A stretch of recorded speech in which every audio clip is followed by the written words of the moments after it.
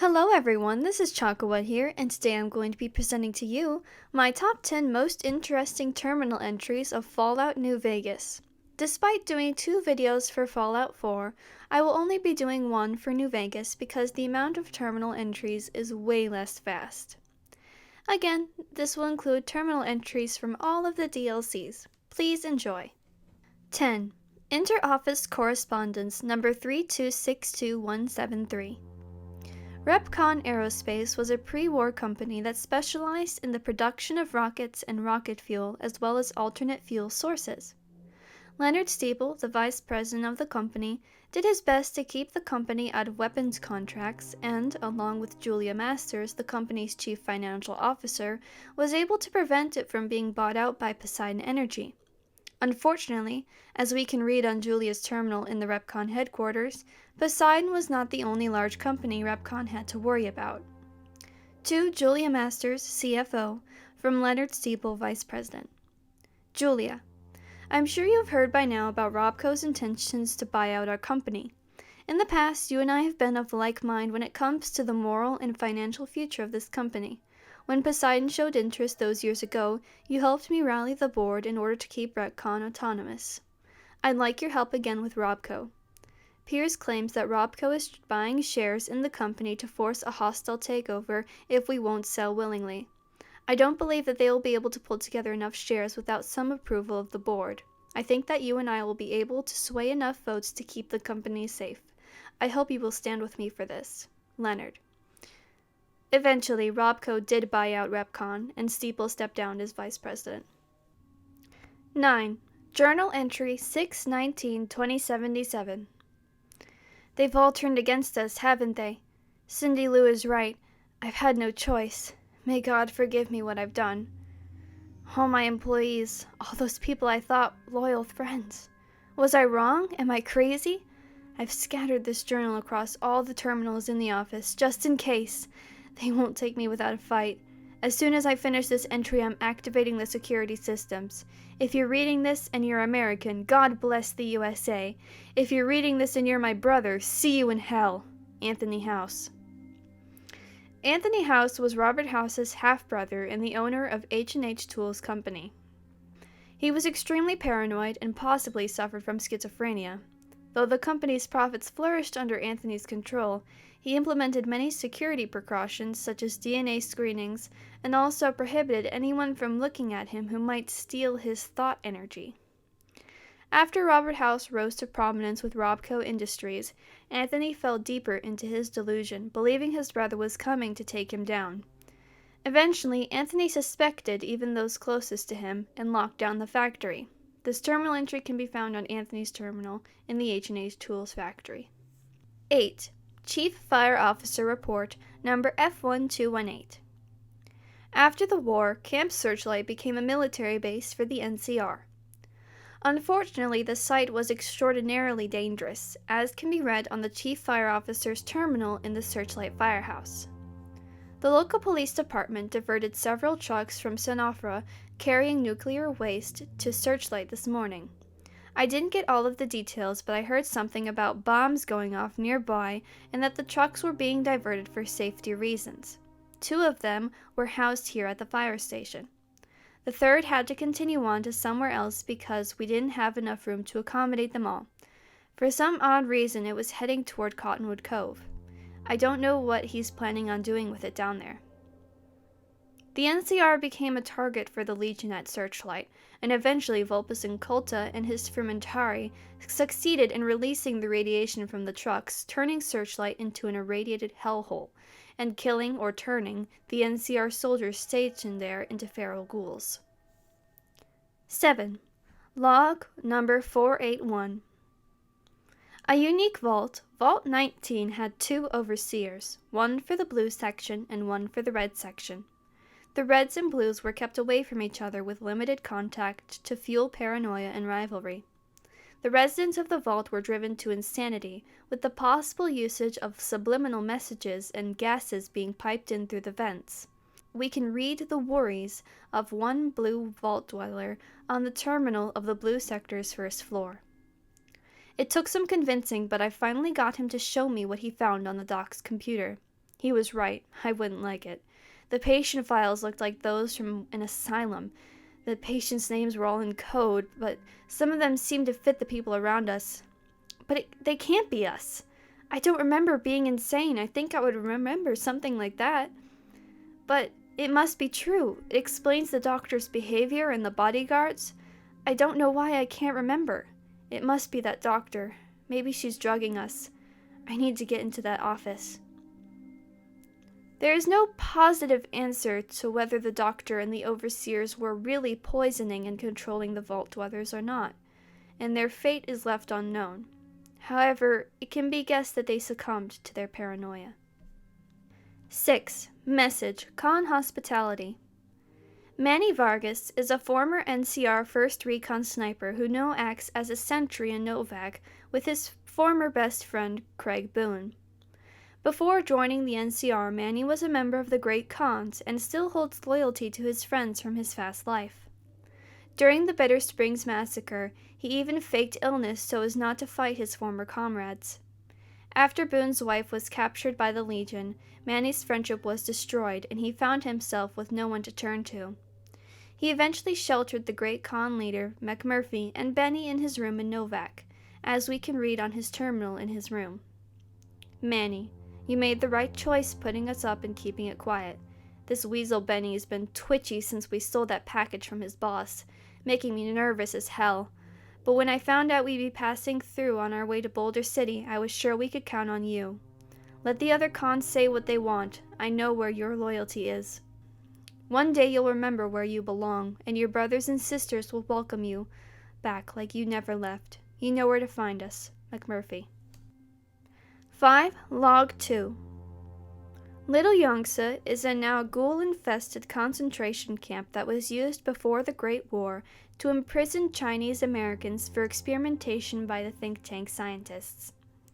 Many of the prisoners had little to no grasp of English and were eventually fitted with explosive collars to prevent escaping. An entry on the Little Yangzte terminal from one of the guards describes a certain incident with a prisoner. One of the prisoners who speaks a little English came to the commandant's office today screaming about hungry ghosts snatching his people up in the night. The commandant told him to give up the ignorant superstitions of a bygone era and had him thrown in the cooler for 3 weeks. Me? I've seen some of the new robots they're developing there, and I gotta wonder where they get the brains from. Indeed, prisoners were being abducted by the scientists for robo-brains and other cruel experiments, and Dr. Boris fondly remembers the concentration camp as a human farm. 4. Testing. I can hardly believe my luck. Literally, I'm agape. Just now, I was approached by a rather intense young man calling himself Mr. Fox. Yeah, right. When we were alone in my office, he let it be known that he is a member of Caesar's Legion. He knew that NCR troops and powder gangers often spend time in Nipton. It turns out that the Legion hates and wishes to make an example of both groups, the NCR for obvious reasons, and the powder gangers for harassing Legion raiding parties on his side of the river. I didn't have to think a moment about Mr. Fox's proposition before accepting it. All I have to do is convince the powders to kidnap the NCR troopers at night. When both groups are in town, the Legion boys will scoop up everyone. Ha! For this simple task, I have been offered 8,000 caps. I could almost go back to the NCR right away, but who knows how much else I might make off this Legion lackey. I'm going to start stockpiling some supplies in a safe house between here and the Mojave outpost, just in case I decide to head back home in a hurry. Very exciting. Signed with a steady hand on the keyboard, Super Mayor Joseph B. Stein III, Esquire. The Mr. Fox mentioned in this entry, as we all know, was actually Vulpes Colta, the bloodthirsty leader of the Frumentari responsible for the massacre of Nipton. Mayor Stein was burned alive on a pile of tires as punishment for betraying those under his care, and the rest of the citizens who did not resist were placed into a lottery for their lives. The fateful entry can be read on Mayor Stein's terminal. 3. Requisition Order Chemical Suits. Construction of the Sierra Madre's villa was hazardous and full of cut corners. Unbeknownst to Sinclair and the workers, it was also another site for experimentation for the scientists of Big Mountain. With lethal gases spilling throughout the construction sites, the workers were given a shipment of ghostly suits, and a self-reflective response to this can be found on a terminal of the Z-43 Innovated Toxins plant.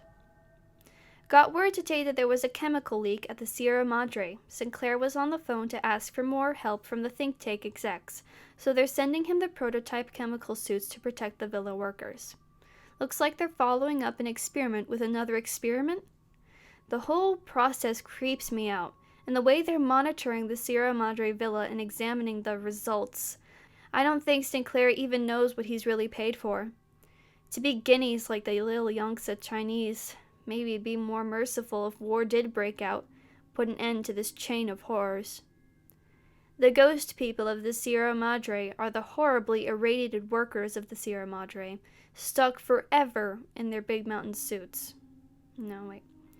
The ghost people of the Sierra Madre are the horribly irradiated workers of the villa, stuck forever in their Big Mountain suits. 2. Deposition. The experiment of Vault 11 was a brutal test of humanity's value of life. The dwellers were told that every year they must sacrifice one of their own, or the computer would kill them. After sacrificing the first overseer for lying to them about the test, the election for overseer became a death sentence that got more vicious over time. Eventually, a man named Nathan Stone was in the talks for election, and his wife Catherine did everything she could to prevent this, as we can read on the security terminal. Excerpt from the deposition of the defendant Catherine Stone by Vault Attorney General Gerard Miles. Q. Okay, let's pick up where we left off, Kate. A. Catherine. Q. Sorry, right, Catherine. I keep forgetting. A. My husband calls me Kate. Q. You were telling us of a discussion you allegedly had with Roy Gottlieb of the Justice Bloc. A. Not allegedly. Had. We've been through this. Q. It's still just your word against his, Miss Stone, but please, the discussion. A. He said my husband's name had come up in their meetings. Q. The candidate endorsement meetings? A. Yes. They were going to endorse him. He wouldn't say why. But I know my husband had a regular poker game with some of them, and he'd been on a winning streak lately. Q. And according to you, what did Mr. Gottlieb offer? A. He said he could sway his bloc, prevent the endorsement, but only if I... Q. Only if you what, Catherine? A. Only if I... Q. Only if you performed sexual favors. A. Yes. Q. Was this just for Mr. Gottlieb? A. No, all the bloc leadership. They're friends. Q. And you agreed? A. What else could I do? They had a majority. Q. How long did this go on before the endorsements came out? A. I don't know, a month maybe? Q. And when they came out and your husband was endorsed despite your supposed agreement, was that when you decided to kill the members of the bloc? A. Yes, I thought their majority is pretty slim. If I thinned things out a little, especially in the leadership, someone else might get elected. Q. Assuming you weren't caught. A. No, Mr. Miles. I expected to be caught. That was my best chance. Now they'll elect me. Q. A confessed murderer? You think the voters will be willing to risk putting you in charge? A. They have to pick somebody and live with their reasons. Q. Yes, but... A. Wait and see. After being elected overseer, Catherine succeeded in ridding the vault of the election process, and instead left the selection to a lottery. And for number 1, to Vera. Before the war, Frederick Sinclair worked tirelessly to realize his dream of the Sierra Madre Casino and Villa, a place where lost people could begin again. After his friend, singer Dean Domino, introduced him to the starlet Vera Keyes, he fell deeply in love. The casino was a gift to her, and a safe place to hide away from the bombs. Unfortunately, Keyes and Domino were conspiring against Sinclair, and on opening night planned to break into the Sierra Madre's vault and steal the riches within. Keyes could not live with the guilt and confessed their plan to Sinclair. Sick from betrayal at finding out their plot, Sinclair planted a trap for them. However, he could not bear to condemn Vera, and instead left an apology to her that can be read on the vault control terminal. Vera, if you're reading this, my fears have come to pass, and this is an apology. I hope you realize what my last words meant to you. If so, they have led you here, and this place will keep you safe. I know that they meant for me, and I fear they have trapped me here. I have extracted the precious entry after our conversation tonight. It can't have been easy for you, and I'm sorry for all I've put you through in silence. I know while you do not love me, you did not mean any malice in what you did. I knew your plans to rob the casino with Dean before you told me. Hearing it from you didn't make it any easier. For what it's worth, I'm glad you told me yourself, and I understood the tapes he had in his possession. I do not think either one of you realized what your addiction stemmed from, however, and that is the tragedy in this. I suspect the world would not have believed you, regardless, so I respect your desire to keep it from others. When first building this villa, this casino, I meant it for you. As the world seemed to race headlong toward war, it became part of my desire to protect you. The loans, the funding I poured into the casino's construction, I knew it would not matter when war came for us. It was my means of creating a shelter, a defense if the world was bombarded in radiation and bombs. When Deed reveals his plans inadvertently through our introduction, I realized what had happened and how I had been tricked. For a time, my thoughts were dark. I changed the casino vault from a shelter to a trap, as I knew the first one to enter would be Dean. He would die down here, and would have been by his own hand. I fear, however, that I overstepped myself, and the only place safe in the casino is the vault. I have tried to rewire the systems, change the protocols, and I cannot. I will do one last check on the pipes by the edge of the outside platform and see if anything can be done. I fear it is useless. If you come down here, do not access my personal account's entry. It contains only a message for Dean, and it will seal the door and you will have no way out. Even the elevator is designed to automatically return when the door is closed, and it will lock in place. There should be enough in this vault to sustain you until help arrives. I have ensured that there is enough medical supplies down here to keep you comfortable. The hologram should defend the casino from any attackers, and the hologram beacon in the villa will broadcast an emergency signal so that others know you are here. When danger has passed, rescue will come. I hope you were able to read this and know that I loved you. Frederick Sinclair. I hope you've enjoyed my list and found it helpful, and be sure to check out the videos I made on this topic for Fallout 4. Remember to like and subscribe. Bye!